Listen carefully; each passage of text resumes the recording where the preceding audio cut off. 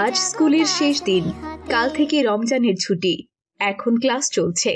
Class নিচ্ছেন Samia madam, যিনি ইসলামের মৌলিক শিক্ষাগুলো ছাত্রছাত্রীদেরকে শেখান। আজকের ক্লাসের শেষ মুহূর্তে তিনি বললেন, বাচ্চারা, ঈদ আসছে। ঈদ মানে শুধু নতুন কাপড়, ভালো খাবার নয়। ঈদ মানে খুশি ভাগ করে নেওয়া। যারা গরিব তাদেরও ঈদের আনন্দ ভাগ করে দেওয়া। ঈদের আনন্দ কিভাবে ভাগ করে দেব ম্যাডাম? আনন্দ কি ভাগ করা যায়? ঈদের আনন্দ ভাগ করা মানে সবাইকে তার হক বুঝিয়ে দেওয়া। গরিব মানুষের জন্য আল্লাহ তাআলা জাকাত, সাদাকা ও ফিতরের মতো হক পালনের আদেশ করেছেন। আমরা যদি তাদের জাকাত দিয়ে সাহায্য করি, তাহলে তো তারাও ঈদের আনন্দ পাবে, তাই না? জি ম্যাডাম, আমরা বুঝতে পেরেছি। আল্লাহ তাআলা যার যার জন্য যে হক রেখেছেন তা পালন করলেই সবাই সুন্দর জীবন উপভোগ করতে পারবেন। ভালো বলেছ। তাহলে তোমরা বলো, আমরা কিভাবে গরিবদেরকে সাহায্য করতে পারি? ঈদের জন্য নতুন জামা কিনে দিতে পারি। ওদের জন্য ভালো খাবার কিনে দিতে পারি ম্যাডাম। সামিয়া ম্যাডাম সবার কথায় মাথা নাড়িয়ে সায় দিল। এমন সময় ক্লাসের সব থেকে অহংকারী মেয়ে শিখা বলল, আমরা এসব ছোটখাটো দান করি না। আমার বাবা ঈদের দিন পুরো মহল্লায় বিরিয়ানি বানিয়ে খাওয়াবে, টাকা বিলি করবে। তোরা সবাই আমাদের বাড়িতে আসতে পারিস, বুঝেছিস? আমি না হয় ছবি তোলার সময় তোদেরকে রাখবো। শিখার এমন কথা শুনে ক্লাসে এক মুহূর্ত নীরবতা নেমে এলো। সবাই অবাক হয়ে শিখার দিকে তাকালো। শিখা, দান করাটা খুব ভালো, কিন্তু মনে রেখো, দান যেন অহংকারের বিষয় না হয়ে ওঠে। ম্যাডাম, দান যদি অহংকারের বিষয় হয়ে যায়, সেটা কিভাবে বুঝবো? যখন তুমি কাউকে দান করে তা নিয়ে তাকে কথা শোনাবে বা ছোট করে দেখবে, তখনই সেটা অহংকারের বিষয় হয়ে যায়। আমার মা বলেন গোপনে দান করতে হয়। হ্যাঁ, তুমি ঠিক বলেছো জান্নাতুল। ঠিক আছে বাচ্চারা, তাহলে আজ থেকে তোমাদের ছুটি। তোমরা সবাই সাবধানে বাড়িতে যাবে, কেমন? এরপর স্কুল ছুটি হয়ে গেল। বাচ্চারা দলে দলে স্কুলের গেট দিয়ে বেরিয়ে যাচ্ছিল। জান্নাতুল, সাইম ও আদিবা একসাথে রাস্তা দিয়ে যাচ্ছিল। এমন সময় দেখলো সেখানে কিছু গরিব বাচ্চারা খেলা করছে। এই দেখে সাইম বলল, আমি এই বাড়িতে আমার নিজের কেনাকাটা টাকা থেকে কিছু টাকা বাঁচিয়ে অসহায় বাচ্চাদের কিছু কিনে দেব ইনশাল্লাহ। আমি আমার বাবাকে বলবো যেন ওদের জন্য কিছু কিনে দেয়। কিন্তু তোমরা মাথায় রেখো, তোমাদের এই দান যেন লোক দেখানো না হয়। হ্যাঁ, সেটা তুমি ঠিক বলেছো জান্নাতুল। তারা সেখানে দাঁড়িয়ে কথা বলছিল। এমন সময় সেখানে শিখা এসে দাঁড়ালো। আরে আরে, ম্যাডামের 3 পছন্দের স্টুডেন্ট, তোমরা এখানে এই রাস্তায় দাঁড়িয়ে কিসের আলোচনা করছো শুনি? ওই দেখো শিখা, রাস্তার ধারে বাচ্চাগুলো কেমন মলিন জামা কাপড় পরে বসে আছে। আমরা ভাবছি এরা কি ঈদে কিছু পাবে। আমি আমার বাবাকে বলবো যেন ওদের জন্য কিছু কিনে দেয়। আদিবার কথা শুনে শিখা হাসতে শুরু করলো। শিখার এমন অদ্ভুত হাসি দেখে আদিবা জিজ্ঞেস করলো, কি হয়েছে শিখা, তুমি হাসছো কেন? আমি কি হাসির মতো কিছু বলেছি? হাসিরই তো কথা বললে তুমি। তোমার বাবা কি না ওদেরকে সাহায্য করবে? তোমরা তো নিজে ঠিক মতো খেতে পারো না, তাছাড়া তোমার নিজেরই তো ভালো কোনো জামা নেই। এসব তুমি কি বলছো শিখা? আমি ঠিকই বলছি, আর তোমাদের চিন্তা করার কোনো দরকার নেই। আমি আছি না, আমার আব্বু এত দান করে। আমার আব্বু তো অনেক দান করে। ফেসবুকেও তো দেখো, আব্বুর পোস্টে সবাই কত লাইক কমেন্ট দেয়। আমার আব্বু সমাজ সেবক, সে নিশ্চয়ই বাচ্চাগুলোকে নতুন জামা কাপড় কিনে দেবে। দেখো, দান কি ফেসবুকে দেখানোর জন্য করা উচিত? ওদের দান করলে সবাই জানবে না? যদি মানুষ না জানে তাহলে দান করে লাভটা কি বলো তো? মানুষ জানলে আরো উৎসাহ পাবে। আমি তোমাদেরও বলছি, তোমরা ঈদের দিন আমাদের বাড়িতে এসো, বিরিয়ানি দেব আর নতুন জামাও দেব, বুঝেছো? এই বলে হাসতে হাসতে শিখা সেখান থেকে চলে গেল। এরপর আদিবা, সাইম ও জান্নাতুল নিজের নিজের বাড়িতে চলে গেল। বেশ কিছুদিন পর শিখার বাবা আসলাম সাহেব বসে হিসাব করছিল। এমন সময় শিখা বলল, আব্বু, ঈদের জন্য তো আমাদের অনেক আয়োজন করতে হবে বলো। গরিবদের জন্য বিরিয়ানি, জামা কাপড়, টাকা পয়সা, আর সেগুলো ভালোভাবে ছবি তুলে পোস্ট করতে হবে, তাই না বলো? অবশ্যই, ফেসবুকে পোস্ট না করলে কি হয়? জানো আব্বু, আমার স্কুলের কিছু গরিব স্টুডেন্টরা বলছিল আমরা নাকি লোক দেখানোর জন্য দান করি। যত সব। আরে লোক দেখানোর জন্য না করলে কেউ বুঝবে কিভাবে যে আমি এত সাহায্য করি? আমার স্কুলের ম্যাডাম ওই ছোট লোকদের কথা শুনে আর আমাকে অপমান করে।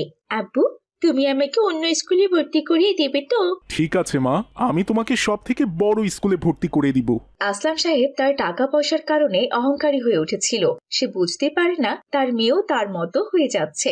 এদিকে আদিবার বাড়িতে সে তার মায়ের সাথে রান্নাঘরে কাজ করছিল। এমন সময় তার সেই ছোট্ট বাচ্চাদের কথা মনে হলো। আম্মু, আমরা এদের জন্য গরিবদের কিছু দেব না? ইনশাআল্লাহ রাতের বেলা তোমার বাবা গিয়ে গোপনে দান করে আসবে। ইনশাল্লাহ।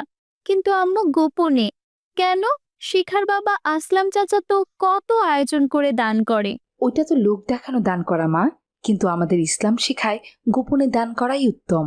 এমন সময় সেখানে আদিবার বাবা আব্দুল্লাহ এলো। চলো আমরা বাজারে যাই। আমি আমার টাকা থেকে অসহায় বাচ্চাদের জন্য কিছু কিনবো, তারপর সেগুলো গোপনে দান করে দেব।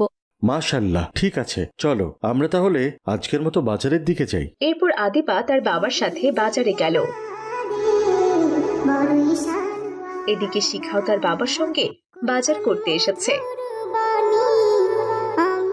তারা একই দোকানে গিয়ে দাঁড়ালো। মাশাআল্লাহ, বাচ্চাদের দিয়ে ঈদের জামা কিনতে এসেছেন। হ্যাঁ, গরিবদের দান করব সেজন্য কিনতে এসেছিলাম। আলহামদুলিল্লাহ, এ তো ভালো কথা আসলাম সাহেব। হ্যাঁ আব্দুল্লাহ, তুমি কি তোমার মেয়ের জন্য কিনতে এসেছো? বলো তো, আমি তাকে কিনে দিই। না চাচা, আমার বাবার সামর্থ্য আছে। আপনি বরং আমার বদলে অন্য কোনো অসহায় বাচ্চাকে দান করে দিন। চাচা, আমাদের অনেকগুলো জামা দেখান তো গরিবদেরকে দান করার জন্য। শিখা, এভাবে বলে বলে কাউকে দান করলে সে তো লজ্জা পাবে। তুমি এসব কিছু বুঝবে না। দান করা মানে মানুষকে দেখাতে হয়, বলতে হয়, নয়তো লোক জানবে কিভাবে হ্যাঁ যে আমরা দান করছি। দান এমন ভাবে করতে হয় যেন ডান হাত দান করলে বাম হাতও না জানে। আর তোমরা ফেসবুকে ছবি দিয়ে সবাইকে জানাও, তাহলে এটা কি আসল দান হলো? মাশাআল্লাহ আব্দুল্লাহ ভাই, আপনি তো আপনার মেয়েকে উত্তম শিক্ষা দিয়েছেন। ফেসবুকে দানের ছবি দিলে মানুষ বাহবা দেয়, কিন্তু গোপন দান আসমানের ফেরেশতারা দেখে আর তারা জান্নাতের সুসংবাদ নিয়ে আসে। আদিবার এমন কথা শুনে রাগ করে আসলাম সাহেব ও শিখা সেখান থেকে চলে গেল। এরপর আদিবা ও আব্দুল্লাহ অসহায় বাচ্চাদের জন্য কিছু জামা কিনে রাতের অন্ধকারে সেগুলো দান করে দিল। কয়েকদিন পর আসলাম সাহেবের বাড়িতে বিশাল আয়োজন। দরিদ্র মানুষদের লম্বা লাইন, ক্যামেরা সেট করা। লোক দেখানোর জন্য একের পর এক গরিবদের টাকা দিচ্ছেন আর ছবি তুলছেন। হঠাৎ সেখানে ইমাম সাহেব এলেন। আরে ইমাম সাহেব, আপনারও কি সাহায্যের প্রয়োজন? না আসলাম সাহেব, আমি আপনাকে সতর্ক করতে এসেছি। সতর্ক করতে? কেন? কোনো বিপদ আসবে কি? হ্যাঁ, আল্লাহ আমাদের দান করতে বলেছেন ঠিকই, কিন্তু লোক দেখানোর জন্য নয়। রাসূলুল্লাহ সাল্লাল্লাহু আলাইহি ওয়াসাল্লাম বলেছেন, সেই হাত সর্বোত্তম যে হাত গোপনে দান করে। কিন্তু হুজুর, মানুষ না জানলে কিভাবে চলবে? আকাশে সূর্য কি বলে আমি আলো দিচ্ছি? না, সে কিন্তু বলে না, নিঃশব্দে চলে। দানের আলো মূলত তাই হতে হবে, তবেই সেটা প্রকৃত দান। সেই দিনটা ওভাবেই কেটে গেল। রাত গভীর, আকাশে জ্বলজ্বল করছে চাঁদ, কিন্তু শিখার মনে এক রাশ অস্থিরতা। বিছানায় শুয়ে সে ভাবছে ইমাম সাহেবের কথা। তার কথাগুলো এখনো কানে পাচ্ছে তার। আমরা কি আসলে সাহায্য করছিলাম নাকি মানুষকে ছোট করছিলাম? আদিবাও ঠিকই বলেছিল, গোপনে দান করাই আসল দান, যা শুধু আল্লাহ তাআলাই দেখেন। পরদিন সকালে শিখা তার বাবার কাছে গেল। সে তার বাবাকে সবকিছু বুঝিয়ে বলল, তাও আবার শুধুমাত্র আল্লাহ তাআলার জন্য। শিখাও আর কখনো অহংকার করবে না, লোক দেখানোর জন্য সে দানও করবে না, বরং সে তার বান্ধবী আদিবার মতো হবে ইনশাল্লাহ।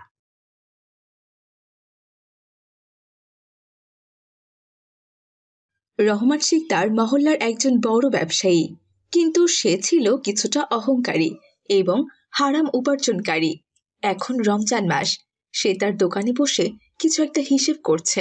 এই রমজানে চিনি ও তেলের দাম যদি কিছুটা বাড়িয়ে নেই তাহলে বেশ ভালো পরিমাণে লাভ হবে। এই বলে রহমান শিকদার চিনি ও তেলের দামের বোর্ড সরিয়ে নতুন দাম লিখে দিল। কিছুক্ষণ পর সেখানে আব্দুল্লাহ এলো বাজার নিতে। আসসালামু আলাইকুম। ওয়ালাইকুম সালাম। কি খবর আব্দুল্লাহ? বলো, তোমার কি কি লাগবে? লাগবে তো, অনেক কিছুই লাগবে। আপাতত ওই চিনি আর তেলটা হলেই হবে। দাঁড়াও দাঁড়াও, এক্ষুনি দিচ্ছি। এরপর রহমান শিকদার সাহেব আবদুল্লার জন্য তেল ও চিনি মেপে দিল। আবদুল্লাহ তাকে 500 টাকার নোট দিল। বাকি টাকাটা আপনি রেখে দিন, আমি কিছুক্ষণ পরে আবার আসছি। বাকি টাকা মানে? কিসের বাকি টাকা আব্দুল্লাহ? কেন, আমি তো শুধু চিনি আর তেল নিয়েছি শিকদার ভাই, তাহলে তো এগুলোর দাম 300 টাকা হওয়ার কথা। না না, এগুলোর দাম 500 টাকাই হচ্ছে। ওই যে দেখো, সবকিছুর দাম বেড়ে গিয়েছে।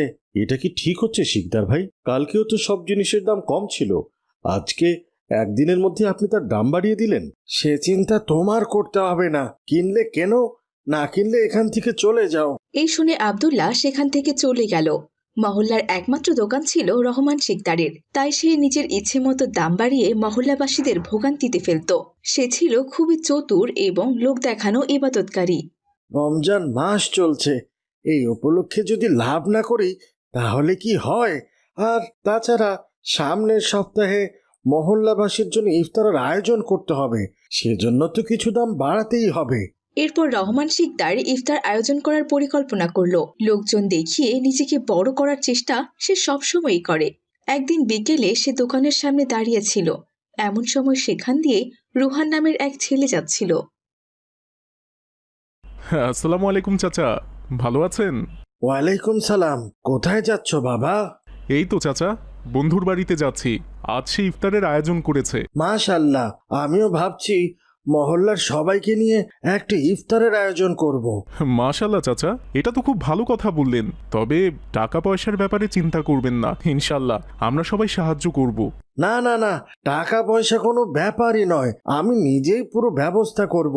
কেবল সবাই আসবে আর ইফতারি করবে, এই তো বিষয়। কিন্তু আপনি একা পুরো মহল্লার ইফতারের আয়োজন করবেন, এতে তো অনেক খরচ হবে। আমার কি আর টাকার অভাব আছে নাকি?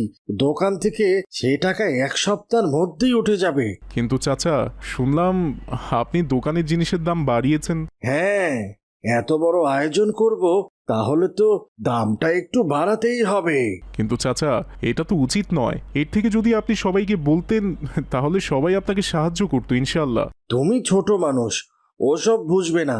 যাও যাও, বাড়িতে যাও। রুহান সেখান থেকে নিজের গন্তব্যের দিকে চলে গেল। এরপর রহমান শিকদার দোকান বন্ধ করে বাড়ির পথে ফিরছিল। হাঁটতে হাঁটতে সে বলল, যদি সবার থেকে সাহায্য নিয়ে ইফতারের আয়োজন করি তাহলে তো আমার নাম হবে না। আমি এত বড় আয়োজন করব যেন আশেপাশের মহল্লার মানুষও আমার নাম জানতে পারে। এর কিছুদিন পরেই এক জুমার দিন রহমান শিকদার ইফতারের আয়োজন করার চিন্তা ভাবনা করল। আগের দিন মসজিদে যাওয়ার সময় তার দেখা হলো কামাল মিয়ার সাথে।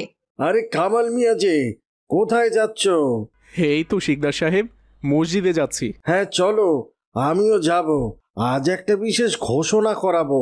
কালকের ইফতার আমার পক্ষ থেকেই হচ্ছে। হ্যাঁ, আমার বাড়িতে আমি বড় করে একটা ইফতারের আয়োজন করতে যাচ্ছি। তাহলে তো ভালোই হবে, আপনার কথা পুরো মহল্লায় ছড়িয়ে যাবে যে আপনি সবাইকে একসাথে ইফতার করিয়েছেন। হ্যাঁ, আমিও তো সেটাই চাই যে আমার নামটা সবাই জানুক। আসলে আমি খুব ভালোভাবেই ব্যবসা করছি, তাই আমি চাইছি এই রমজান মাসে সবাইকে একত্রিত করে একটু ভালো কাজ করি। খেজুর পানি থেকে শুরু করে যা কিছুই আছে, ইফতারের সব কিছুই সেখানে থাকবে।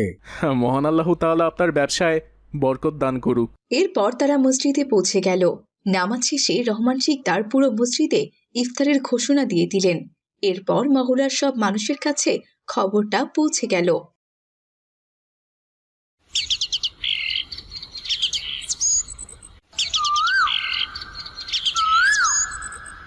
পরের দিন বিকেলে রহমান শিকদারের বাড়ির সামনের খোলা জায়গায় ইফতারের আয়োজন শুরু হলো। এমন সময় তার ছেলে আলামিন ও মেয়ে আদিবাও সেখানে এলো। বাবা, এত এত ইফতারের আয়োজন করা কি প্রয়োজন ছিল? মহল্লাবাসীর জন্য তো এর অর্ধেকটাতেই হয়ে যেত। তুমি এসব বুঝো না, তুমি বরং চলে যাও। আমি তো দেখাতে চাই যে আমি কত বড় লোক। এইসব ইফতারের আয়োজন তো শুধু লোক দেখানোরই জন্য। আদিবা ও আলামিন দুজনেই ভীষণ চিন্তিত, কেননা তারা দুজনই জানে যে তাদের বাবা এত বড় আয়োজন হারাম উপার্জনের মাধ্যমেই করছে, তাই তারা তাকে সতর্ক করতে চাইল। দেখো তো কি সুন্দর আয়োজন করেছি, সবার জন্য ইফতার তৈরি করাচ্ছি, আর আমি যা করেছি এটা তো একটা সওয়াবের কাজ। সব কিছু ঠিকঠাকই চলছে, আমার ব্যবসাটাও ভালো চলছে, সবাই খুশি, মহল্লাতে আমার সম্মানটাও বেড়ে যাবে। হ্যাঁ, কিন্তু বাবা, এক মুহূর্তের জন্য চিন্তা করেন, এইসব আয়োজন আপনি কিভাবে করেছেন? আপনি তো জানেন যে আপনার উপার্জন সবই হারাম। আপনি এত বড় আয়োজন করেছেন, কিন্তু আপনার উপার্জন তো সঠিক নয়। আল্লাহ তো সবই জানেন, তিনি তো দেখছেন।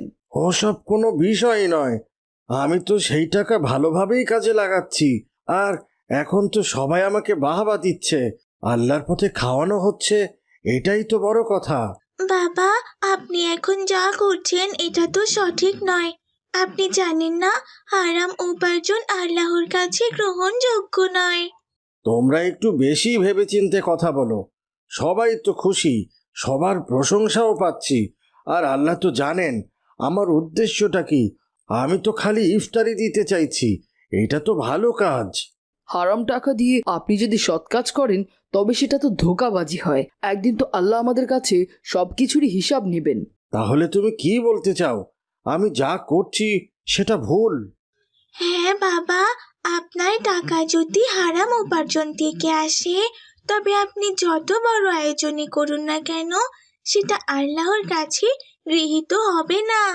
দুনিয়ার সম্মান যদি আপনি হারাম পথে পেয়ে থাকেন, তাহলে সেটা আপনার আখিরাতে কোনো উপকারে আসবে না। আপনি যে ইফতার দিচ্ছেন সেটা ভুল নয়, তবে আপনার উপার্জন যদি সঠিক না হয়, তবে আল্লাহ আপনার কাজকে গ্রহণ করবেন না। আল্লাহ তাআলা মন্দ কাজকে কিছুতেই মেনে নেন না।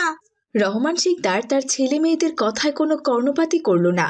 এরপর সবাই একত্রিত হয়ে তার বাড়িতে ইফতার করার জন্য জমায়েত হলো। ইফতারের জন্য ইমাম সাহেবও সেখানে আসলো। আলহামদুলিল্লাহ, আজকের এই পবিত্র রমজান মাসে আমরা একত্রিত হয়েছি, ইফতার করতে চাই।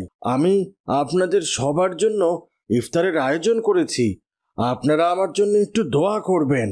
রহমান শিকদারের এমন কথা শুনে ইমাম সাহেব এগিয়ে এলো।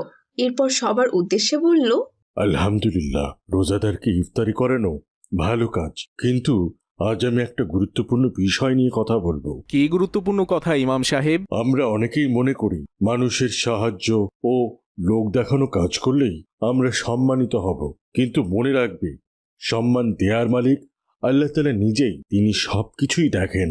আল্লাহ তাআলা কোরআনে বলেছেন, তোমরা যা উপার্জন করো তা যেন পুরোপুরি হালাল হয়। রহমান শিকদার ইমাম সাহেবের কথা শুনে খুবই বিরক্ত হলো। সে বুঝতে পারল ইমাম সাহেব কথাগুলো তাকে উদ্দেশ্য করে বলছে।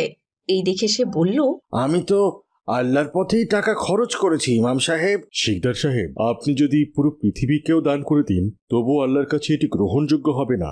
হারাম টাকা ইফতার দেওয়ার চেয়ে বড় দান হলো আল্লাহর দেয়া পথ অনুসরণ করা। এই কথা শুনে রহমান শিকদার নিজের মাথা নিচু করলো। হারাম উপার্জন দিয়ে পৃথিবীতে খ্যাতি পাওয়া যেতে পারে, কিন্তু আখিরাতের শান্তি কখনোই আসবে না, এবং আখিরাতের শান্তি আনার একমাত্র উপায় হচ্ছে হালাল উপার্জন। রহমান শিকদার নিজের ভুল বুঝতে পারল। সে বুঝতে পারল এই হারাম উপার্জন ও আয়োজনের মূল্য এবং পরিণতি ভয়াবহ। হায় হায় আল্লাহ, আমি বুঝতে পেরেছি আমার ব্যবসা হারাম উপায়ে ছিল। আমি শুধু দুনিয়াতে সম্মান চেয়েছিলাম, কিন্তু আসল সম্মান তো আল্লাহর কাছে। আজকে আমি বুঝতে পেরেছি আমাকে আমাকে আমার সৎ উপার্জনটাই ফিরে যেতে হবে, নয়তো আখিরাতে আমাকে লাঞ্ছনা আর অপমান সহ্য করতে হবে। এরপর থেকে রহমান শিকদার নিজের ব্যবসা সঠিক উপায়ে ও সঠিক দামে চালাতে শুরু করলো। মা বাবার সাথে ঢাকায় বসবাস করে সোফিয়া। স্বভাবে কিছুটা উগ্র, ধর্মীয় চর্চা নেই বললেই চলে। গতকাল কনসার্টে গান শুনে গভীর রাতে বাসায় ফিরে আজ বেলা 10টা অবধি ঘুমাচ্ছে। সোফিয়া, সোফিয়া, উঠে পড় মা, অনেক বেলা হয়ে গেল তো। ওফ মম, সকাল সকাল কি হয়েছে? কি হয়েছে মানে? তুই কি ভুলে গেছিস আজ যে আমরা সুন্দরপুর যাচ্ছি? সুন্দরপুর? ও নো মম, তোমরা যাও, আমি যাব না। গ্রাম আমার একদম ভাল লাগে না। তা লাগবে কেন? তোমার তো কনসার্টে গিয়ে লাফালাফি করতে ভালো লাগে। কাম অন মম, শান্তি মতো ঘুমাতে দাও তো। আজ আব্বার মৃত্যুবার্ষিকী, আজ না গেলে তোর মামা ভীষণ রাগ করবেন। তাড়াতাড়ি উঠে পড় মা। ধুর বাবা, ভাল লাগে না, যাও তুমি, আমি আসছি। সোফিয়ার রুমে বসে সোফিয়ার মা বাবা সোফিয়ার জন্য অপেক্ষা করছে। এইদিকে সোফিয়া একটি শর্ট ড্রেস পরে তাদের সামনে আসে। এ কি, এইটা তুই কি পরেছিস? যা, এটা পাল্টে শালীন কিছু পরে আয়। নো ওয়ে, আমি এটা পরেই যাব। দেখেছো সোফিয়ার আব্বু, এই মেয়েকে নিয়ে আমি যে কোথায় যাব। যাও মা, পোশাকটা পাল্টে এসো। No, never. আমাকে যদি নিতে চাও এই গেটআপেই নিতে হবে, নইলে তোমরা একাই চলে যাও। কি আর করার, চলো। বাবা মায়ের কথা তোয়াক্কা না করে নিজের পছন্দ মতো ড্রেস পরে নিজের প্রাইভেট কারে চড়ে তিনজনে রওনা দিল সুন্দরপুর। পৌঁছাতে পৌঁছাতে দুপুর গড়িয়ে বিকেল হয়ে গেল। সোফিয়ার মামা তাদেরকে রিসিভ করার জন্য দাঁড়িয়ে আছে। আসসালামু আলাইকুম দুলা ভাই। ওয়ালাইকুম আসসালাম। কেমন আছো বুবু? আলহামদুলিল্লাহ, ভালো আছি রে ভাই। কি রে মা, তুই কেমন আছিস? ও বাবা, কত বড় হয়ে গেছিস। ভালো আছি মামা। ব্যাপারটা কি বলো তো বুবু, কিছু হয়েছে ওর? সোফিয়া এভাবে চলে গেল কেন? কি হয়নি তা বল, সে অনেক কথা পরে বলবো। তুই বল, মিলাদের কি ব্যবস্থা করলি? তোমাদের আসতে দেরি দেখে পুরুষ মেহমানদের খাইয়ে দিয়েছি। খুব ভালো করেছিস, এই মেয়েটার জন্যই এত দেরি হলো। আচ্ছা আচ্ছা, ঘরে গিয়ে ফ্রেশ হয়ে এসো। ওদিকে আমি না মহিলা মহলকে বসানোর ব্যবস্থা করছে। দুলা ভাই, আপনি আমার সাথে আসুন।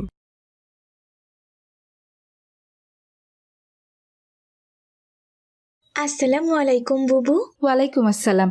কেমন আছো ভাবি? আলহামদুলিল্লাহ, আমরা সবাই ভালো আছি। তালহা লাবিবা ওরা কোথায়? ওদের তো দেখছি না।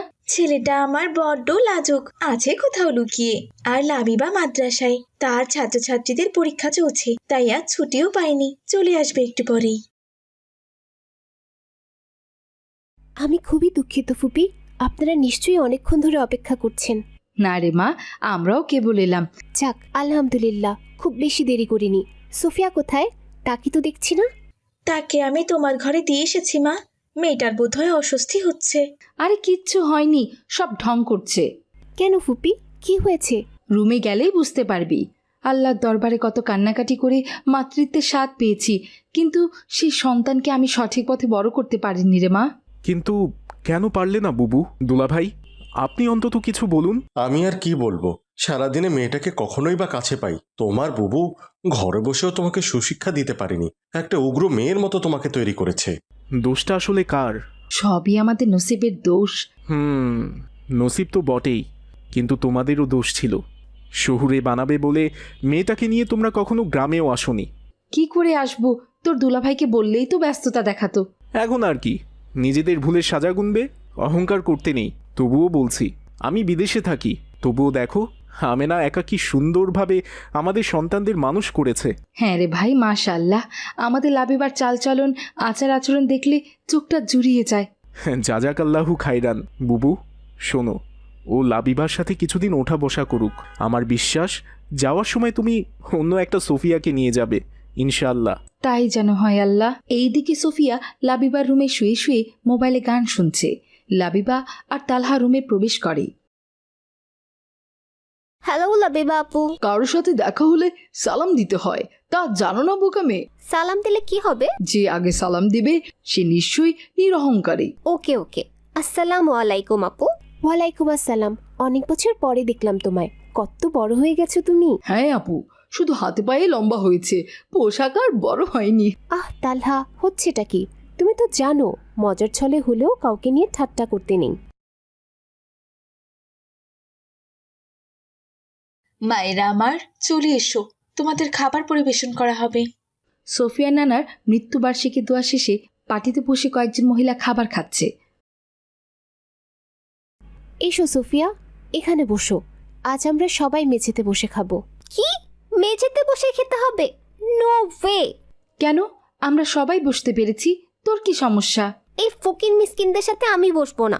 অহংকার করতে নেই বোন আমার, আজকে একটা বিশেষ দিন, আমরা ভেদাভেদ ভুলে সবার সাথে বসে খাবো, এটাই তো ইসলামের সৌন্দর্য। তোমরা খাও, আমি ঘরে যাচ্ছি, আমার খাবার ঘরে দিয়ে যেও।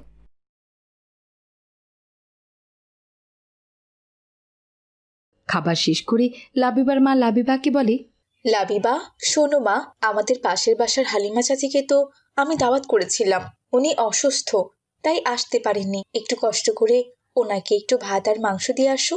আর হ্যাঁ, সাথে করে সোফিয়াকেও নিয়ে যাও। রাগ করে ঘরে বসে আছে মেয়েটা, জানো। এরপর লাবিবা আর সোফিয়া টিফিনে করে খাবার নিয়ে হালিমা চাচির বাড়ির উদ্দেশ্যে রওনা দেয়। হালিমা দাদি, মা তোমার জন্য খাবার দিয়েছে, খেয়ে নিও। আচ্ছা ঠিক আছে, খেয়ে নিব। সাথে এই মেয়েটাকে? এটা তো আমার ফুফাতো বোন সোফিয়া। হায় আল্লাহ, এটা জোহরার মেয়ে? তা বোন, তুমি এত ছোট কাপড় পরেছো কেন? তুমি তো কোরআনের হাফেজ হবার কথা। তোমার জন্মের আগে তো তোমার মা আল্লাহর কাছে প্রতিজ্ঞা করেছিল। কি বলছেন আপনি দাদি? আমি কোরআনের হাফেজ কেন হব? আমি তো ইংলিশ মিডিয়ামে পড়াশোনা করি। আর কোরআনের হাফেজ হয়ে ওসব বোরখা পরে চোখ মুখ বেঁধে আমি থাকতে পারবো না। আমি শহরে থাকি, আমি স্মার্ট মেয়ে। দেখো বোন, এখানে স্মার্ট আনস্মার্টের কথা হচ্ছে না। আচ্ছা, তুমি ঠান্ডা মাথায় একটা কথা চিন্তা করো তো। তুমি যেসব ছোট কাপড় পরে বেড়াচ্ছ, তাতে কার লাভ হচ্ছে? তুমি মনে করছো তুমি স্মার্ট হয়েছো, আসলে বিষয়টা তেমন না। তুমি যখন বাইরে বের হচ্ছ, তখন রাস্তার মানুষ তোমাকে দেখে মজা নিচ্ছে, তোমাকে দেখে তাদের লালা ঝরছে। এদিকেও তোমারও পাপ হচ্ছে। স্মার্টনেস দেখাতে গিয়ে পাপ কামাই করছো, আর ফাঁকা ফাঁকা মানুষ মজা নিচ্ছে। কি বলছেন দাদি সব? এমন করে তো আগে ভাবিনি। হ্যাঁ বোন আমার, পর্দাহীন নারীরাই জাহান্নামী। মারা গেলে তো কবরে তোমাকে একাই হিসাব দিতে হবে। তোমার সাথে তো আর কেউ কবরে যাবে না। তাহলে স্মার্টনেস কাকে দেখাচ্ছ? কে স্মার্ট বললো আর কে আনস্মার্ট বললো, সেটা না ভেবে কবরে কি হিসাব দেবে সেটা ভাবা জরুরি। তোমরা ঠিক কথাই বলছো। আমরা স্মার্টনেস দেখাতে গিয়ে পাপ কামাই করছি। আমি সত্যি অনেক বড় ভুল করেছি। তাহলে এখন আমার কি করা উচিত? তোমাকে তওবা করা উচিত, আল্লাহর কাছে মাফ চাওয়া উচিত, আর আল্লাহর কাছে প্রতিজ্ঞা করা উচিত যে, হে আল্লাহ, আমি ইসলামের পথে থাকতে চাই, আমাকে সকল পাপ থেকে বিরত থাকার তৌফিক দান করুন আল্লাহ। ঠিক আছে দাদি, আমার ভুল ভেঙে গেছে। আমি এখন থেকে নিয়মিত সালাত আদায় করব আর পরিপূর্ণ পর্দা করব। চলো আপু, এই খুশির খবরটা ফুপুকে দিতে হবে যে তুমি আল্লাহর পথে ফিরে এসেছো।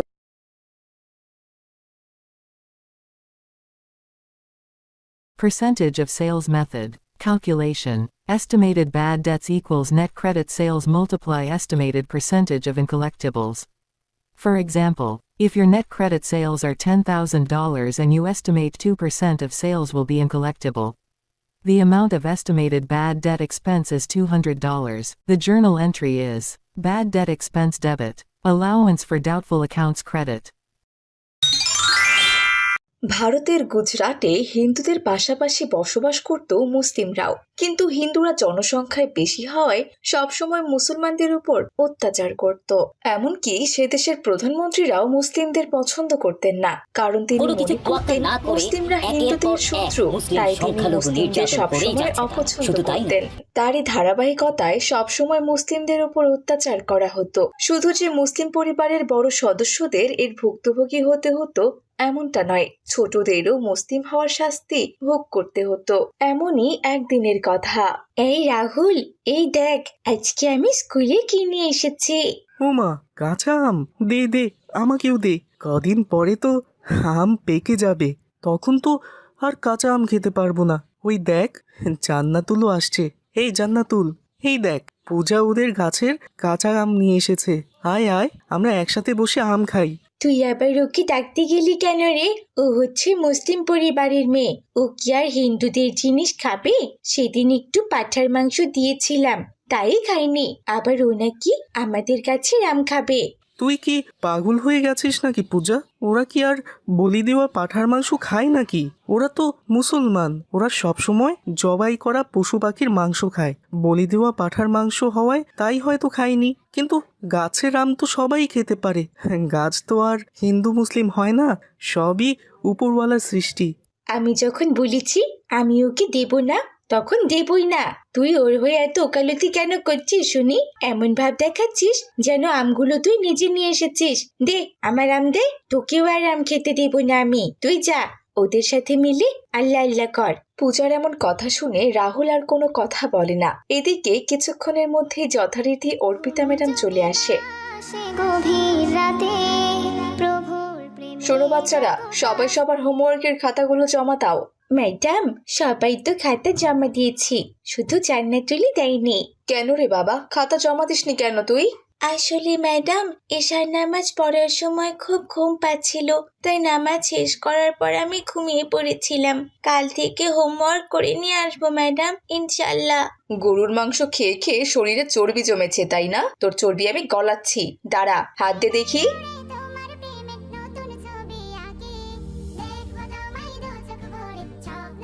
ম্যাডাম, ভগবানের দিব্যি করে বলছি, আমার হোমওয়ার্ক করতে মনে ছিল না। কাল থেকে আমি ঠিক করে নিয়ে আসব। ঠিক আছে রাহুল, কোনো ব্যাপার না, কালকে কিন্তু মনে করে হোমওয়ার্ক নিয়ে আসবে, কেমন? ম্যাডাম, আমি হোমওয়ার্ক করে আনিনি বলে আমাকে মারলেন, আর রাহুলকে এমনিতেই ছেড়ে দিলেন, ওকে মারবেন না? এখন আমি কাকে মারবো আর কাকে ছেড়ে দেব সেটাও কি তোর কাছে জিজ্ঞেস করে নিতে হবে নাকি? এই মেয়েটাকে স্কুলে দেখলে আমার বিরক্ত লাগে। আর এই মেয়ে, তুই স্কুলে হিজাব কেন পরে আসিস শুনি? আমাদের স্কুলের নিয়ম হচ্ছে স্কুল ড্রেসের সাথে 2 বেনি করে আসতে হবে। তুই বেনি না করে মাথা ঢেকে এসেছিস কেন? হ্যাঁ, বাকিরা তো কেউ এভাবে মাথা ঢেকে আসেনি। ম্যাডাম, আসলে আমরা তো মুসলিম, আমাদের জন্য পর্দা করা ফরজ। চুল দেখালে আমাদের গুনাহ হয়, তাই আমরা হিজাব পরি। মনের মধ্যে শয়তানি রেখে হিজাব পরে আর কি হবে? হ্যাঁ, কাল থেকে যেন তোকে হিজাব পরে আসতে না দেখি। অতই যখন হিজাব পরার শখ, তাহলে পাকিস্তান কিংবা বাংলাদেশে চলে জানা, এই দেশ তোদের জন্য নয়, বুঝেছিস? এভাবে সবসময় অর্পিতা ম্যাডাম মুসলিম স্টুডেন্টদের সাথে খারাপ ব্যবহার করতেন। সেদিনের মতো জান্নাতুল বাড়িতে চলে যায়, কিন্তু স্কুল থেকে ফিরে তার ভীষণ মন খারাপ ছিল।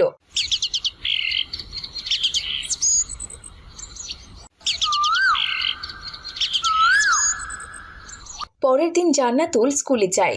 ম্যাডাম, আজকে আপনি বরং জান্নাতুলকে জাতীয় সঙ্গীত বলতে বলুন। ও আবার জাতীয় সঙ্গীত বলতে চায় না, ওদের ধর্মে নাকি শিরক হয়। জাতীয় সঙ্গীত গাইলে আবার কিসের শিরক হয় শুনি? কই, কারো কাছে তো শুনিনি। যত শত ঢং এই মুসলমানদের। এই মেয়ে, কোথায় শিরক হয় শুনি?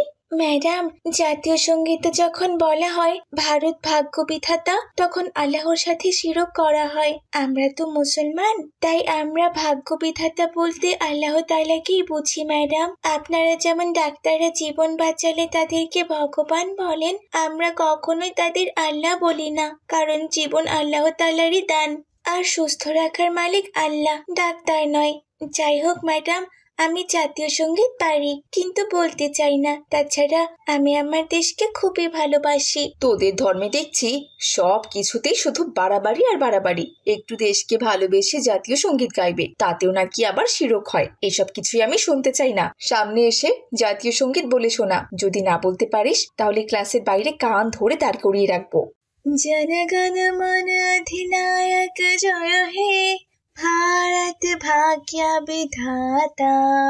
पंजाब सिंध गुजरात मराठा द्राविड उत्कल वंग, विंध्य हिमाचल यमुना गंगा उच्छल जलधि तरंग।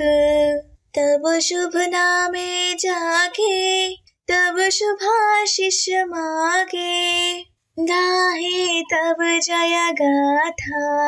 जनगण मंगलदायक जय हे, भारत भाग्य विधाता। जय हे जय हे जय हे, जय जय जय जय हे। জাতীয় সঙ্গীত পেরেছিস, ভালো কথা। কি ভেবেছিস তোকে আমি কিছু বলবো না? আজকেও কিনা তুই হিজাব পরে এসেছিস? যা যা, বাইরে গিয়ে দাঁড়িয়ে থাক। অর্পিতা ম্যাডামের কথা অনুযায়ী জান্নাতুল ক্লাসের বাইরে দাঁড়িয়ে থাকে। বেচারি বুঝতেও পারে না কি ছিল তার অপরাধ। অন্যদিকে জান্নাতুলের বাবা ছিলেন মসজিদের ইমাম। একদিন সন্ধ্যাবেলা তিনি মসজিদে আজান দিতে যাবেন। এমন সময় পূজার বাবা ধীরে নেশে তাকে বলে, শোনো দাদা, আজকে আমাদের বাড়িতে পুজো হচ্ছে। বাড়িতে গুরুজি এসেছেন, বেশ বড় সড়ো পুজো। তাই বলছি কি, আজকে মাইকে আজান দিও না, এমনিতে মসজিদের ভিতরে আজান দিও। কিন্তু ভাই, মাইকে আজান না দিলে লোকজন বুঝবে কিভাবে যে নামাজের সময় হয়েছে? সবাই তো আর মসজিদে উপস্থিত থাকতে পারেন না। এক একজন এক এক জায়গায় থাকেন। আজান শুনে তারা মসজিদে আসে। তাছাড়া আজান দিতে তো আর বেশি সময় লাগে না, 2-3 মিনিট হলেই হয়। এতে আপনার কোনো সমস্যা হবে বলে আমার মনে হয় না ভাই। শুধু যে আমার বাড়িতেই পুজো হচ্ছে এমনটা নয়, পুরো মহল্লার সবার বাড়িতে পুজো হচ্ছে। আর এই পবিত্র দিনে আমরা কোনো আজানের শব্দ শুনতে চাই না। আর যদি শুনেছি, ওর ফল কিন্তু ভালো হবে না। এই বলে ধীরেন সেখান থেকে চলে যায়।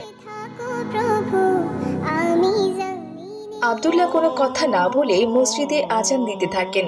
আজানের পর মসজিদে অনেক মুসল্লি নামাজ পড়তে আসে। সবাই নামাজ পড়ে বেরিয়ে যায়, আর আব্দুল্লাহ নামাজ শেষে বের হওয়ার সাথে সাথেই সেখানে পুলিশ আসে। কিরে, ধীরেন্দা তোকে আজান দিতে মানা করেছে না, তবুও তুই আজান দিয়েছিস। এতে পূজার ব্যাঘাত ঘটেছে। পুরো এলাকাবাসী ক্ষেপে আছে তোর উপর। এমনিতেই তোরা আমাদের দেশের শত্রু, তার উপরে আমাদের কথা অমান্য করিস। সংখ্যালঘু হয়ে এত বড় দুঃসাহস তোদের। আপনি এভাবে কেন বলছেন ভাই? আমরা দেশের শত্রু কিভাবে হলাম? আপনারা যেমন এই দেশকে ভালোবাসেন, তেমনি আমরাও তো ভালোবাসি। আর যদি আমাদের দেশের সাথে কেউ যুদ্ধ করে, তাহলে আমরা মুসলিমরা আপনাদের আগেই যুদ্ধক্ষেত্রে পৌঁছে যাব ইনশাল্লাহ। কিন্তু সবার আগে তো ধর্ম।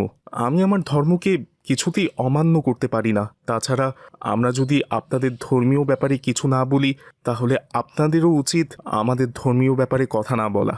ধীরেনবাবু অযথা ক্ষমতার জোর দেখিয়ে আমাকে শাসিয়ে গেছেন। তারা গত 7 দিন ধরে রাতে দিনে উচ্চস্বরে গীতা পাঠ করছেন, তাদের ধর্মীয় কথা বলছেন। কই, তখন তো আমরা মুসলিমরা কিছু বলিনি। তাহলে 2-3 মিনিট ধরে আজান দিয়েছি বলে সে আমাকে কেন এত কিছু বলবে? সে সব কিছু তুই থানায় গিয়ে বলিস।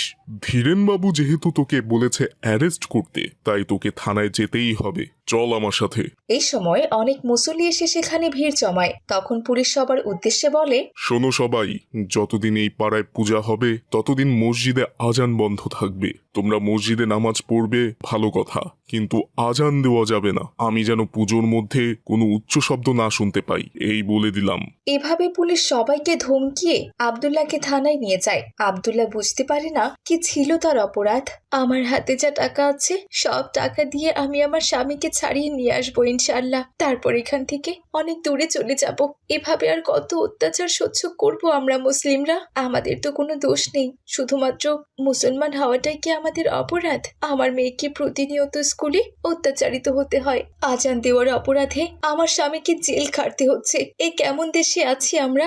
দেশকে এত ভালোবাসার পরেও দেশ কেন আমাদের আপন করে নিতে পারছে না? তার কারণ কি শুধু একটাই, যে আমরা মুসলমান? এরপর রেহানা বাড়ি ভিটি বিক্রি করে তার স্বামীকে ছাড়িয়ে নিয়ে আসে। সবাই মিলে হিন্দুদের অত্যাচার সহ্য করতে না পেরে অন্যত্র চলে যায়। তো বন্ধুরা, আমাদের আজকের এই গল্পটি তোমাদের কাছে কেমন লেগেছে?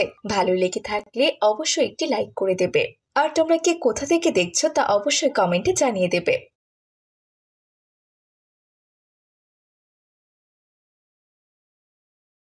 আপু, আমাকে কিছু খেতে দিন না আপু। সারাটা দিন গেল কিছু খাইনি। আমার কাছে তো কোনো খাবার নেই ভাই, আমি তোমাকে কি খেতে দেব? খাবার নেই তাতে কি হয়েছে আপু? নিশ্চয়ই আপনার কাছে টাকা আছে। আমাকে কিছু টাকা দিয়ে সাহায্য করুন আপু।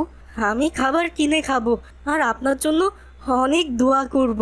সে না হয় দিচ্ছি, কিন্তু তুমি তো এখন আর ছোট নেই, তাহলে ভিক্ষা কেন করছো? কাজ করে খেতে পারো না? বয়স কত তোমার? আমার বয়স কত তা তো আমি নিজেও জানি না আপু।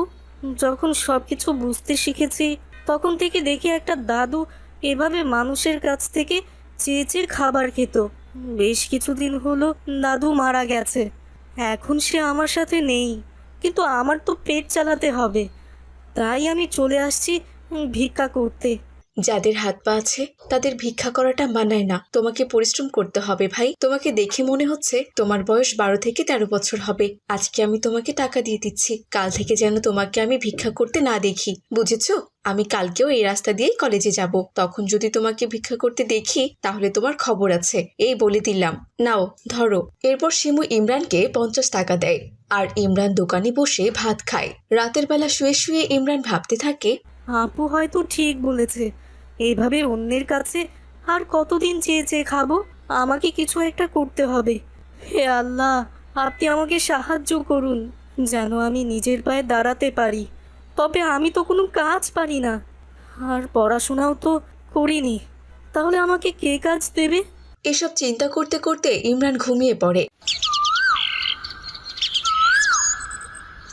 সকালবেলা উঠে সে দোকানে খাবার খেতে যায়, আর তখন দেখে তার বয়সী কয়েকজন ছেলে মানুষের বাড়ির সামনে পড়ে থাকা প্লাস্টিকের বোতল কুড়িয়ে বস্তায় ভরছে। ইমরান তাদের কাছে গিয়ে জিজ্ঞেস করে, আরে ভাই, তোমরা এই ময়লাগুলো দিয়ে কি করবে? তোমার কাছে এগুলো সাধারণ ময়লা হলেও আমাদের কাছে এগুলো টাকা মনে হয়। এই বোতলগুলো বিক্রি করলে আমরা বেশ কিছু টাকা পাবো। তা দিয়ে অন্তত 2-1 বেলার খাবার তো খেতে পারবো। না খেয়ে থাকার থেকে একবেলা খাবার খাওয়া অনেক ভালো। ভালো কোনো কাজ করতে পারো না? আমরা হলাম টোকাই, আমাদেরকে দেখলে মানুষ ঘৃণা করে, তারা আবার কিভাবে কাজ দিবে? তাছাড়া এই বয়সে আমরা আর কি কাজই বা করবো? তাই এই ময়লা বোতল ইত্যাদি টুকিয়ে মহাজনকে দেই, আর এর বিনিময়ে মহাজন আমাদের টাকা দেন। শুধু তাই নয়, মহাজন আমাদের বাবার মতো আগলে রেখেছেন। উনি আমাদের রাতের খাবার ফ্রি দেন, আর যেখানে এই মালামালগুলো রাখা হয় সেখানে আমাদের থাকার ব্যবস্থাও করে দিয়েছেন। তাই নাকি?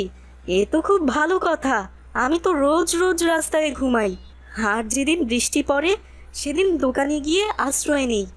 মাঝে মাঝে মানুষ তাড়িয়ে দেয়, তবে কিছু কিছু দোকানদাররা খুব ভালো, তারা অবশ্য আশ্রয় দেয়। বলছিলাম কি, আমিও তোমাদের মতো কাজ করতে চাই। তোমরা কি আমাকে তোমাদের মহাজনের কাছে নিয়ে যাবে? নিশ্চয় নিয়ে যাব ভাই, চলো।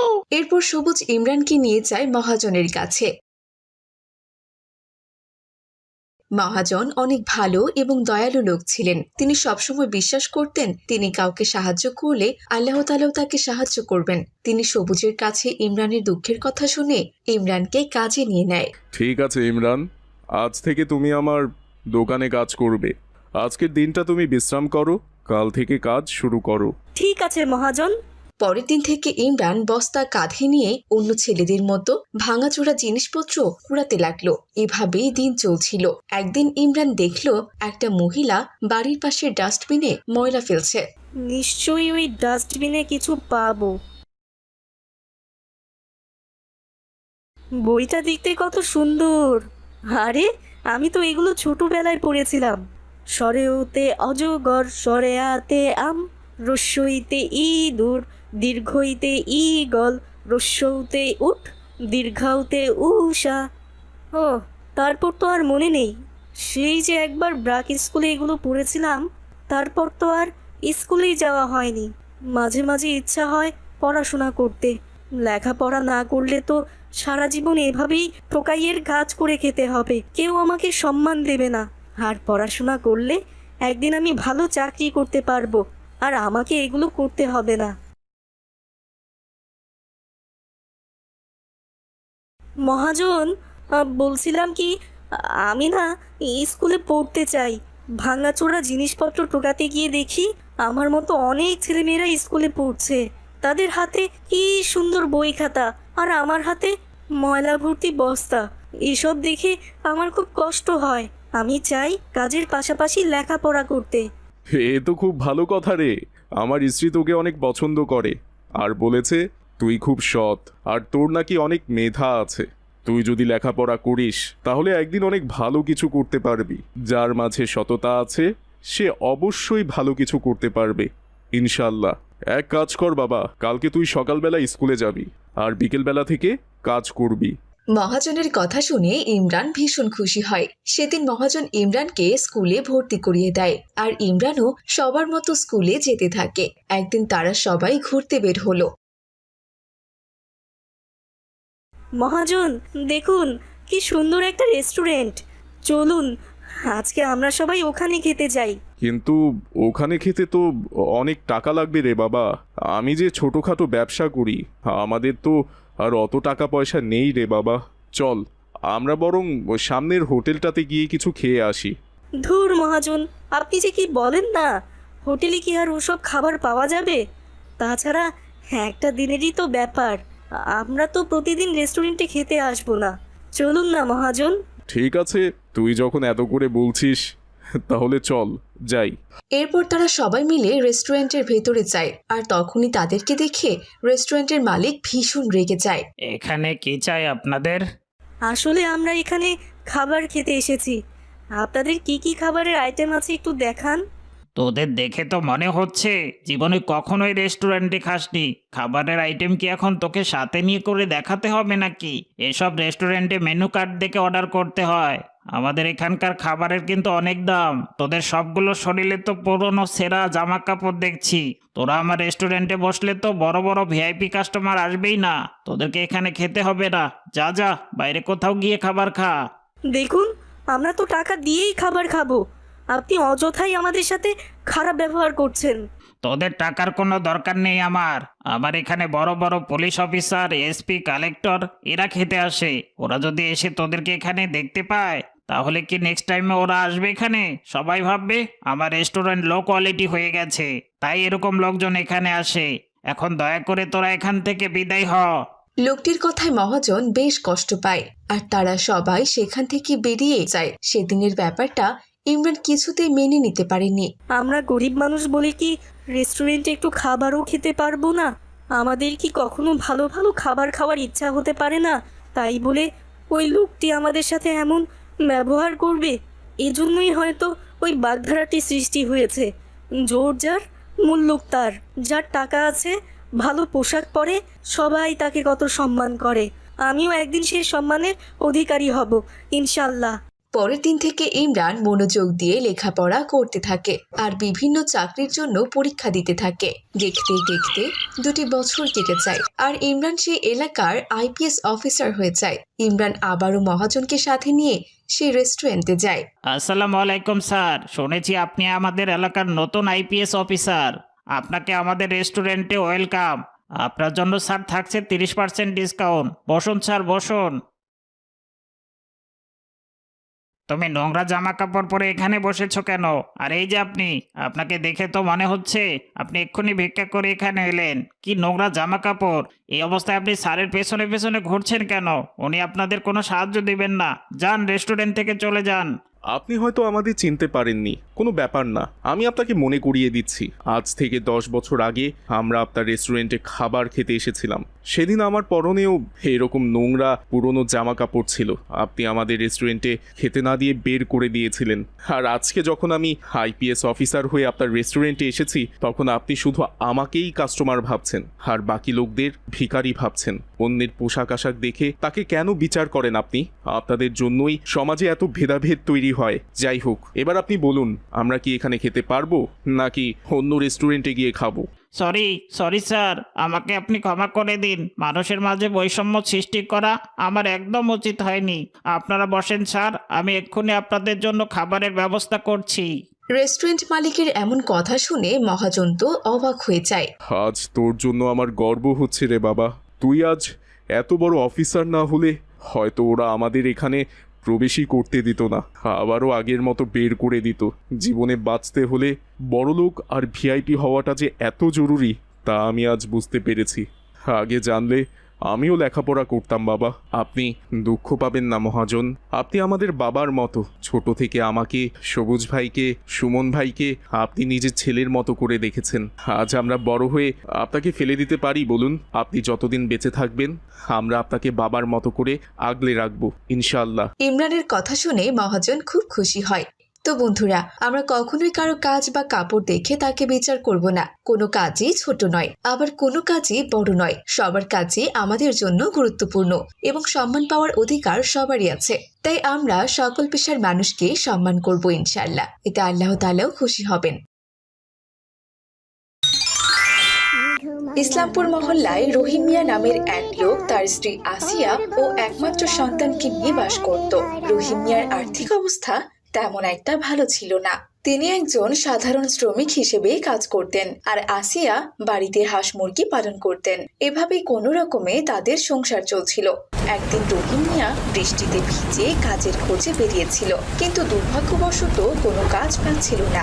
তাই সে আল্লাহু আকবার বলতে বলতে বাড়ির দিকে ফিরছিল।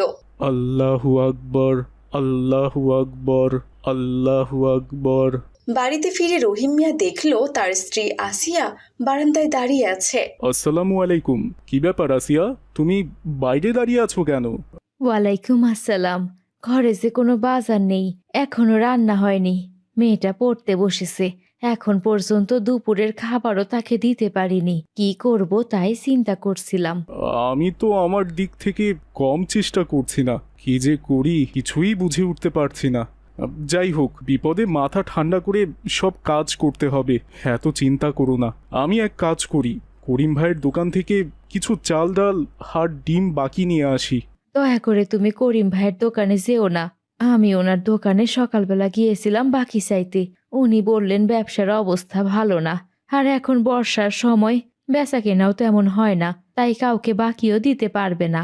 ইয়া আল্লাহ, তুমি এসব কি বলছো আসিয়া? এখন তাহলে আমি কি করব? হে আল্লাহ, আমাদের সাহায্য করুন। আপনার সাহায্য ছাড়া আমরা বাঁচতে পারবো না। আপনি আমাদের দারিদ্রতা থেকে পানাহ দান করুন।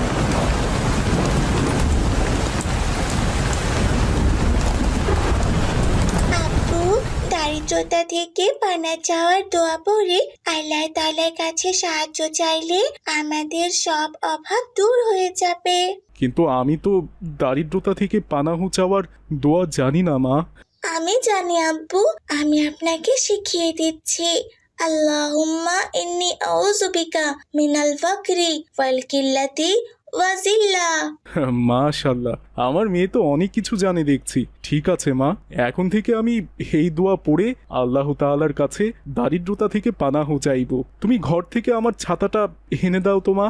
এরপর জান্নাতুল ঘর থেকে ছাতা এনে তার বাবাকে দেয় আর বলে, আব্বু, ঘরে তো বৃষ্টির পানি পড়ছে, আমার পড়ার টেবিলের উপর পানি পড়ে অনেক বই ভিজেও গেছে। তার উপর আজকে মাদ্রাসা থেকে আসার সময় আমার একটা বই পানিতে পড়ে নষ্ট হয়ে গেছে। আমার একটা বই কিনতে হবে। তোমার কাছে কি টাকা হবে আব্বু?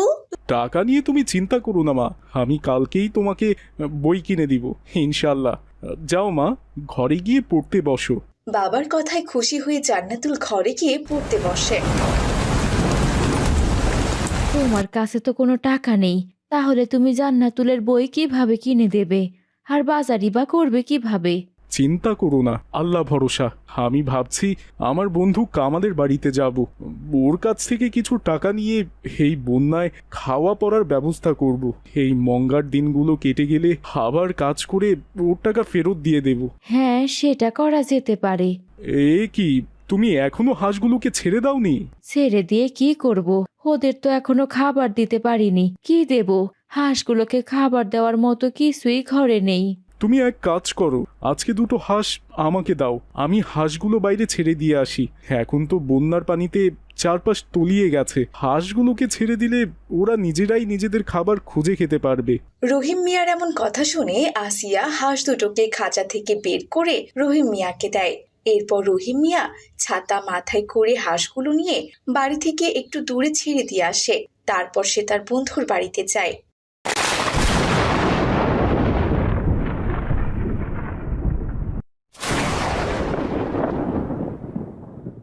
কামাল, কামাল, বাড়িতে আছিস রে? আমি রহিম।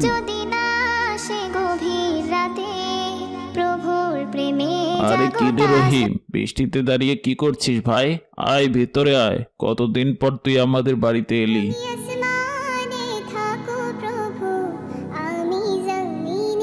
তুই বস ভাই, আমি তোর জন্য খাবার নিয়ে আসছি। না ভাই, আমি কিছু খাবো না। আসলে আমি একটা বিপদে পড়ে তোর কাছে এসেছি, আমাকে একটু সাহায্য করবি ভাই? ইনশাআল্লাহ সাহায্য করার চেষ্টা করব। এবার বলতো তোর কি হয়েছে? তেমন কিছু না রে, আসলে বন্যার জন্য আমার সব কাজকর্ম বন্ধ হয়ে গেছে। অনেকদিন ধরে বেকার হয়ে ঘরে বসে আছি। কয়েকদিন ধরে কাজ খুঁজছি, কিন্তু কোথাও কাজ পাচ্ছি না। আমার হাতে একটা টাকাও নেই রে ভাই। তুই যদি পারিস আমাকে 1000 টাকা দিয়ে সাহায্য কর। বন্যার দিনগুলো পার হলে আমার কাজের ডাক পড়বে, তখন আমি তোকে টাকাটা ফেরত দিয়ে দেব। আরে ভাই, তুই বিপদে পড়েছিস আর আমি তোকে সাহায্য করব না? এতে টাকা ফেরত দেওয়ার কি আছে? আল্লাহর রহমতে আমার ভালোই দিন যাচ্ছে, কিন্তু আমার বন্ধু কষ্টে থাকবে আর আমি তাকে সাহায্য করব না? তা হতে পারে না। তুই টাকা নিয়ে যা ভাই, টাকা নিয়ে তুই ভাবিস না। এই বলে কামাল রহিম মিয়াকে 1000 টাকা দেয়। রহিম মিয়া সেই টাকা নিয়ে বাজার করে বাড়িতে ফিরে আসে। এরপর আসিয়া রান্না করে তাদেরকে খেতে দেয়। তারা বৃষ্টি দেখতে দেখতে খাবার খায়। এক পর্যায়ে সন্ধ্যা নেমে আসে, কিন্তু তাদের হাঁস আর বাড়িতে ফিরে আসে না। কি ব্যাপার, সন্ধ্যা হয়ে গেল তবু হাঁসগুলো বাড়িতে ফিরলো না? আচ্ছা, তুমি হাঁসগুলোকে কোথায় ছেড়ে এসেছিলে? বেশি দূরে তো ছাড়িনি, আমাদের বাড়ির সামনে জমিগুলোতে পানি উঠেছে, সেখানেই ছেড়ে এসেছিলাম। মা, তুমি শুধু শুধু চিন্তা করছো। এই তো একটা হাঁস এসেছে। এ কি, এখানে তো একটা হাঁস। আর একটা হাঁস কোথায়? হাঁসটা তো ডান পায়ে আঘাত পেয়েছে, ঠিক মতো হাঁটতেই পারে না। কেউ যদি হাঁসটাকে ধরে নিয়ে যায় তাহলে কি হবে? হাঁসগুলোর ডিম বিক্রি করেই তো কিছু টাকা হাতে রাখতে পারি। হ্যাঁ, এত চিন্তা করো না আসিয়া, হয়তো অন্যদের হাঁসের সঙ্গে আমাদের হাঁস তাদের বাড়িতে চলে গেছে। কাল সকালে নিশ্চয়ই আমাদের বাড়িতে আবার আসবে খাবার খেতে। হাঁসটা সুস্থ থাকলে এতটা চিন্তা করতাম না। যেহেতু হাঁসটা অসুস্থ, ব্যাপারটা ভালো লাগছে না, খুব চিন্তা হচ্ছে। আমি একবার আশেপাশের বাড়িতে গিয়ে দেখে আসি তাদের হাঁসের সঙ্গে আমাদের হাঁস আছে কিনা। যাও তাহলে দেখো।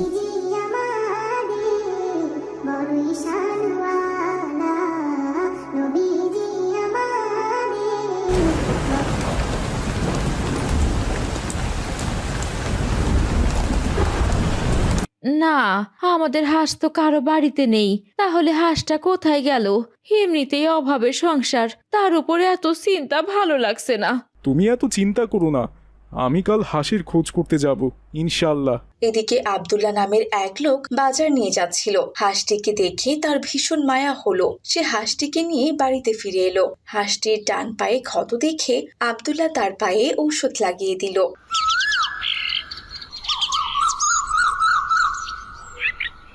এদিকে পরদিন সকালবেলা রহিম মিয়া এদিক সেদিক হাঁসটিকে খুঁজতে লাগলো, কিন্তু সে কোনোভাবে হাঁসটিকে খুঁজে পেল না। এভাবে কেটে গেল বেশ কয়েকদিন।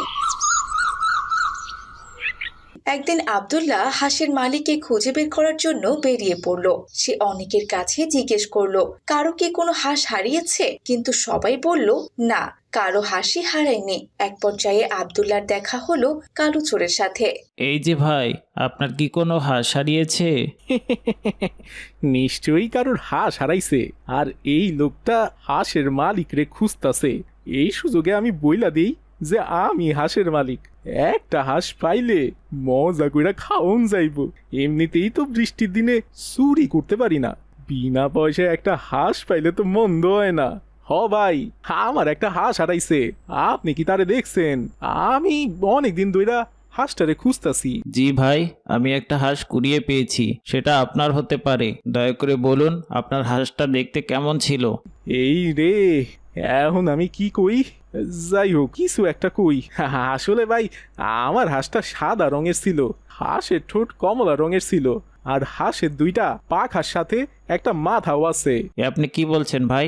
সব হাঁসেরই তো ঠোঁট কমলা রঙের হয় আর পাখা দুটোই থাকে। আমি বুঝতে পেরেছি ওটা আপনার হাঁস নয়, কারণ আপনি হাঁসের রং ভুল বলেছেন। সামান্য একটা হাঁসের লোভে আপনি এভাবে মিথ্যা বললেন। আপনি জানেন না মিথ্যা বলা মহাপাপ। আব্দুল্লাহ যখন কালু চোরকে এভাবে বলছিল, তখনই রহিম মিয়া সেখানে এসে উপস্থিত হয়। রহিম মিয়া আব্দুল্লাহকে জিজ্ঞেস করে, আসসালামু আলাইকুম ভাই, আসলে আমার একটা হাঁস কদিন ধরে বাড়িতে ফিরছে না, কোথাও খুঁজেও পাচ্ছি না। আপনারা তো অনেকক্ষণ ধরে এখানে আছেন, আপনারা কি কোনো হাঁসকে এদিক দিয়ে যেতে দেখেছেন?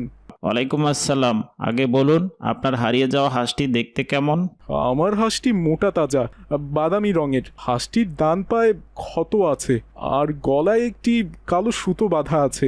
বন্যার কারণে হাঁসটির জন্য ওষুধ আনতে পারিনি, বেচারা অসুস্থ অবস্থায় হারিয়ে গেছে। চিন্তা করবেন না ভাইজান, আলহামদুলিল্লাহ আপনার হারিয়ে যাওয়া হাঁসটিকে আমি পেয়েছি। হাঁসটি এখন সুস্থ আছে এবং আমার বাড়িতেই আছে। কাল সকালবেলা আমার বাড়িতে আপনার দাওয়াত রইল, দয়া করে এসে আপনার হাঁসটি নিয়ে যাবেন। আমি পাশের গ্রামে থাকি, যে কাউকে বললে আমার বাড়ির ঠিকানা দেখিয়ে দিবে।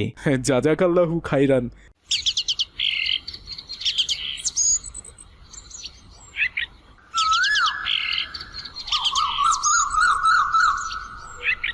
পরদিন সকালবেলা রহিম মিয়া আব্দুল্লাহর বাড়িতে যায়। আব্দুল্লাহ হাঁসটি রহিম মিয়ার হাতে তুলে দেয়। ভাই, আজকে জুমার দিন, দয়া করে আপনি দুপুরের খাবারটা আমার সাথে খেয়ে যান, আমি খুব খুশি হব। আমরা তো মুসলিম জাতি, একে অপরের ভাই, তাই অচেনা বলে আমাকে দূরে সরাবেন না ভাই। সত্যি ভাই, আপনার মন মানসিকতা অনেক ভালো। ইনশাল্লাহ আমি আপনার সাথে দুপুরে খাবার খাবো, তবে আমারও একটা শর্ত আছে। আজকে আপনাকে আমার সাথে মসজিদে জুমার সালাত আদায় করতে হবে। আব্দুল্লাহ খুশি মনে রহিম মিয়ার কথায় রাজি হয়ে যায়। সে রহিম মিয়ার সাথে মসজিদে জুমার সালাত আদায় করে। তারপর খাওয়া দাওয়া শেষ করে হাঁস নিয়ে বাড়িতে ফিরে আসে। বাংলাদেশের একটি ছোট্ট শহর, নাম মেহেরপুর। সেখানকার এক সাধারণ পরিবারে জন্ম নেয়া সামিয়া নামের একটি মেয়ে। বয়স তার 17, ইন্টারমিডিয়েট ফার্স্ট ইয়ারে পড়ে সে। ছোটবেলা থেকেই নরম সরম ভদ্রমার্জিত আর লাজুক স্বভাবের সে। তবে তার সবচেয়ে বড় পরিচয়, সে সবসময় পূর্ণাঙ্গ হিজাব পরে বাইরে বের হয়। ওই দেখ দেখ বন্ধু, একটা বোরকা পরা মেয়ে আমাদের কলেজের দিকেই আসছে। আরে এ কি অবস্থা? আমাদের কলেজে আবার কবে থেকে বোরখা পরা অ্যালাউ করলো? হ্যাঁ, না না, কলেজে তো কাউকে বোরখা পরে ঢুকতে দেওয়া যাবে না। তাহলে তো আমরা আর সুন্দরী মেয়ে দেখতে পারবো না বন্ধু। কিন্তু বোরকা পরে তো সে অলরেডি চলে এসেছে বন্ধু, এখন এটাকে কি করে তাড়াবো? আরে ধুর, এসব কোনো ব্যাপার হলো? এটা তো আমার বা হাতের খেল।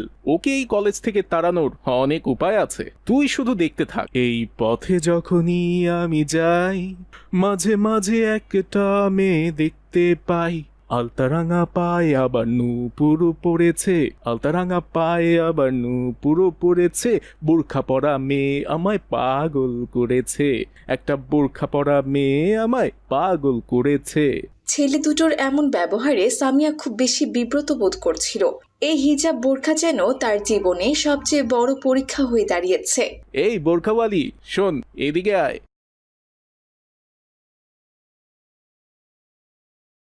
আপনারা আমাকে ডাকছেন? হ্যাঁ হ্যাঁ, তোকেই ডাকছি। এই কলেজে বোরখা পরা তুই ছাড়া আর কেউ নেই। বোরখা পরা মাত্র এক পিস তুই আছিস। এদিকে আয়, আয় বলছি। আসসালামু আলাইকুম। জি বলুন, কি বলবেন? তুই বোরখা পরে আমাদের কলেজে এসেছিস কেন? তুই জানিস না আমাদের এই কলেজে বোরখা পরা নিষিদ্ধ? আপনি এসব কি বলছেন? বোরকা পরা এই কলেজে নিষিদ্ধ হতে যাবে কেন? আমি তো কলেজের কোনো রুলসে দেখলাম না যে বোরকা নিষেধ করা হয়েছে। এই বল্টু, এ তো দেখছি আমার কাছে কৈফত চাচ্ছে। এই শোন, কলেজের রুলসে কি লেখা থাকলো কি থাকলো না সেটা আমাদের দেখার বিষয় না, কিন্তু এই কলেজে কোনো মেয়ে বোরখা পরতে পারবে না। ওসব বোরখা পরতে হলে বাড়িতে গিয়ে পর। যদি বোরখা পরে কলেজে আসিস তাহলে তোকে এই কলেজে আর ঢুকতে দেওয়া হবে না। কেন কলেজে ঢুকতে দেয়া হবে না? আমি আমার যোগ্যতার জোরে এই কলেজে ভর্তির সুযোগ পেয়েছি। আমি বোরকা পরেই আসবো আর এই কলেজেই পড়বো। আপনাদের আটকানোর হলে আটকে দেখান। এই বলে সামিয়া কলেজের ভিতরে ঢুকে গেল। দেখেছিস বন্ধু, এই মেয়ের সাহস, তোর মুখের উপর চ্যালেঞ্জ করে গেল। একে তো একটা শিক্ষা দিতেই হবে বন্ধু। আচ্ছা, এখন যেতে দে, তবে সময় মতো এই কথার জবাব আমি দিব। আর ওকে আমি বুঝিয়ে দিব যে এই বুলেটের মুখের উপর এরকম কথা বলে ও কত বড় অন্যায় কাজ করে ফেলেছে। এরপর সামিয়া ক্লাসরুমে চলে গেল। ক্লাসরুমে গিয়েও শান্তি নেই তার। তাকে দেখে বাকি স্টুডেন্টরা হাসাহাসি করতে লাগলো। এই দেখ দেখ সবাই, আমাদের ক্লাসরুমে একটা ভূত ঢুকেছে। এটা কি রে, এমন আলখাল্লা পোশাক পরে কলেজে এসেছে, আর একে কলেজে ভর্তিই বা কে নিয়েছে? কি একটা বাজে অবস্থা, যত সব। সেটাই তো দেখছি বান্ধবী, আজকাল আমাদের কলেজেও কি মাদ্রাসার মতো হয়ে গেল নাকি? স্যার ম্যাডামরা দেখছি কলেজে হুজুরানি ছাত্রীদের ভর্তি করাচ্ছে। এ নিয়ে আমাদের স্যার ম্যাডামদের সাথে আলোচনা করতে হবে, বুঝেছিস? আসসালামু আলাইকুম। তোমরা এসব কি বলছো? বোরকা পরা কি অন্যায়? এই মেয়ে, বোরকা হিজাব পরলে কি শরীরের তাপ কমে যায়? শরীরে গরম তো আরো বেশি লাগে। নিজের শরীরকে কষ্ট দিয়ে কিসের এই ধর্মানুরাগ? বোরকা হিজাব গরম বা ঠান্ডার জন্য না, এটা আল্লাহর হুকুমের জন্য পরা হয়। দেখেছিস ও আমাদের কিভাবে অপমান করলো। আমরা মনে হয় আল্লাহর হুকুম পালন করি না, শুধু ও একাই পালন করে, যত সব। আচ্ছা এখন বাদ দে তো, এখন কিছু বলার দরকার নেই। ওকে তো আমরা পরে দেখবো ও কি করে বোরখা হিজাব নিয়ে আমাদের কলেজে পড়ে। এভাবে কলেজের প্রথম দিন সামিয়া তার বোরখা হিজাব পরার জন্য সবকিছুতেই বাধার সম্মুখীন হয়। তবে সে কোনো কিছুতেই ভেঙে পড়ে না, নিজের কাজে অটল থাকে। সামিয়ার বাবা একজন ছোট ব্যবসায়ী, বাজারে একটি কাপড়ের দোকান আছে তার। একদিন হঠাৎ তাদের দোকানে আগুন লাগে। আগুনে সব পুড়ে একেবারে ছাই হয়ে যায়। তারপর ঋণ, দারিদ্র্য আর মানুষের করুণার উপর নির্ভর করে দিন কাটতে শুরু করে তাদের। কলেজের বন্ধুরা সামিয়ার এই দুঃখের খবর জানতে পেরে তাকে আরো বেশি খোঁচা দিতে লাগলো। এই মেয়ে, তুই এত ধার্মিক, এত আল্লাহ আল্লাহ করিস, তবুও আল্লাহ কেন তোর বাবার দোকান আগুন থেকে বাঁচালো না শুনি? কিন্তু সামিয়া ঠান্ডা মাথায় উত্তর দেয়, আল্লাহ যাদের বেশি ভালোবাসেন তাদের বিপদ দিয়েই পরীক্ষা করেন। সামিয়ার এমন উত্তর শুনে সবাই চুপ হয়ে যায়।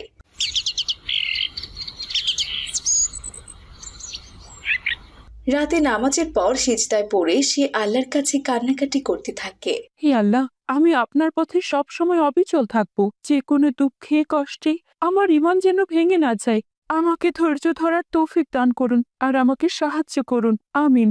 কিন্তু দিন দিন সামিয়াদের সংসারে অভাব অনটন বাড়তেই থাকে। বাবার ঋণ শোধ করতে সামিয়া একটি দোকানে পার্ট টাইম সেলস গার্ল হিসেবে কাজ নেয়। সেখানে দোকানদার রমজান মিয়া প্রথমে ভালো আচরণ করলেও কিছুদিন পর ঘুরিয়ে পেঁচিয়ে নানান খারাপ কথা বলতে শুরু করে।